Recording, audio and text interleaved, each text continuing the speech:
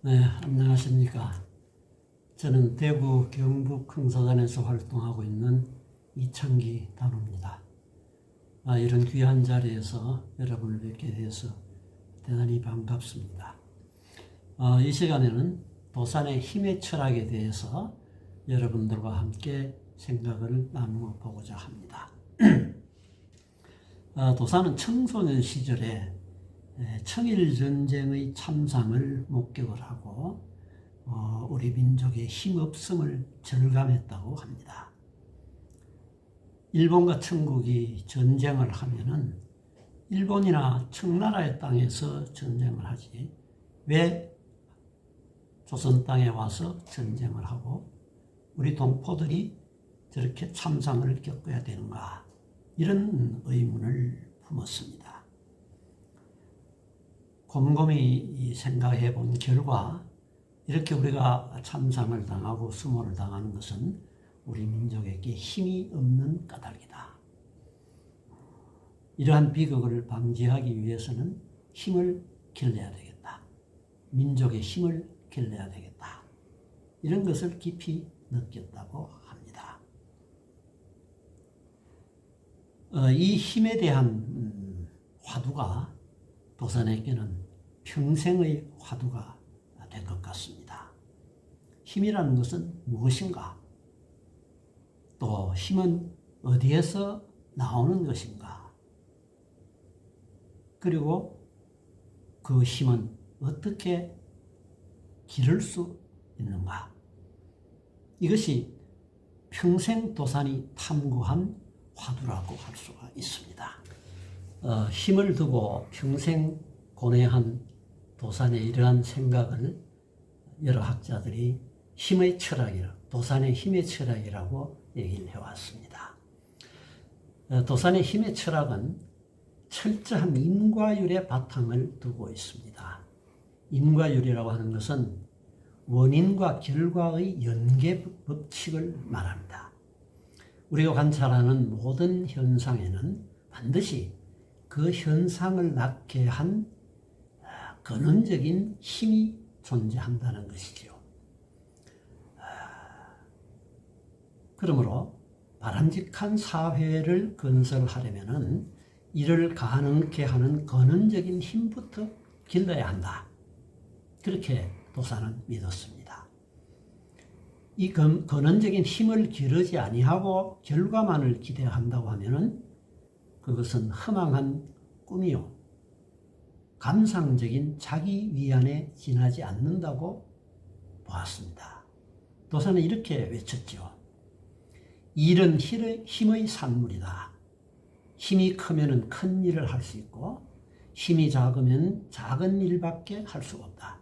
힘이 도무지 없으면 아무 일도 할 수가 없다. 그리고 또 이렇게 말씀을 했습니다.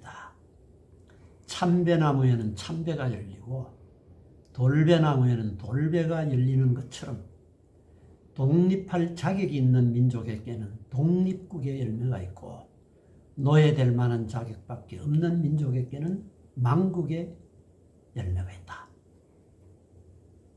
내가 여러분에게 간곡히 부탁하는 것은 이것이다. 힘을 기르소서, 힘을 기르소서. 이렇게 도산은 평생 우리 민족의 힘을 기르기 위한 방법의 모색에 몰두를 했고, 이러한 도산의 고뇌에 찬 사색을 힘의 철학이라고 이름을 붙여왔습니다. 그러면 도산이 생각했던 힘이라는 것은 무엇인가? 민족의 힘이라는 것은 무엇을 말하는 것인가? 도산은 우리 민족 사회가 독립을 쟁취하고 민주적인 자주국가를 건설하기 위해서는 세 가지 자본이 있어야 된다고 지적을 했습니다. 신용의 자본, 지식의 자본, 금전의 자본이 그것입니다. 이것을 흔히 민족 3대 자본 축적론이라고 부르고 있습니다. 국민 한 사람 한 사람이 믿을 수 있는 사람이 되어야 하고, 전문 지식과 기술을 습득해야 하고 경제적으로 남에게 의존하지 아니하는 독립된 생활인이 되어야 한다.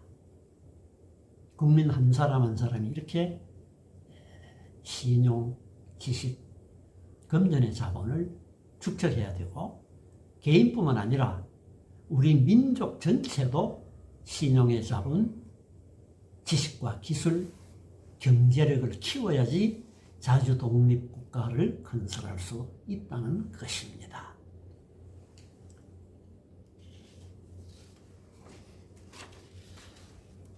그럼 힘은 어디에서 나오는 것인가? 도사는 건전인격과 신성단결에서 힘이 나온다고 했습니다. 우리 사회를 구성하는 기본 단위인 국민 한 사람 한 사람이 정신적, 육체적으로 건강한 인격을 갖추고 그것이 건전인격이죠. 또 신성한 공동의 목표를 달성하기 위해서 공고한 결합력을 이룰 때 나라의 힘이 강성해진다는 것입니다. 신용, 지식, 경제적인 능력을 갖춘 개인이 건전한 인격이 되고 또 그들이 결집을 해서 공고한 단결을 이룰 때 우리 민족의 전체 힘이 커질 수 있다는 것입니다. 그래서 도사는 힘은 건전한 인격과 신성한 단결에서 나오는 것이다. 이렇게 얘기를 했습니다. 결국 우리 민족이 건강한 민족, 또 왕성한 힘을 가진 민족이 되기 위해서는 국민 각자가 건전한 인격을 갖추고 그들이 공고하게 결합될 때 우리 민족의 장래가 있다는 것이죠. 그러면 힘은 어떻게 기를 수 있는가? 힘은 저절로 생기는 것이 아닙니다. 교육과 수련을 통해서 부단히 학습하고 육성해야 합니다. 그래야지 없는 힘도 생기고 있는 힘도 더욱 커지게 됩니다. 먼저 자신의 인격을 혁신해서 건전한 인격을 조성하는 일, 즉 인격 훈련을 통해서 개인의 역량을 키우는 것입니다. 무실, 역행, 충의, 용감의 4대 정신을 내면화시켜서 덕성을 키우고 신체를 단련해서 기력을 강장하게 하고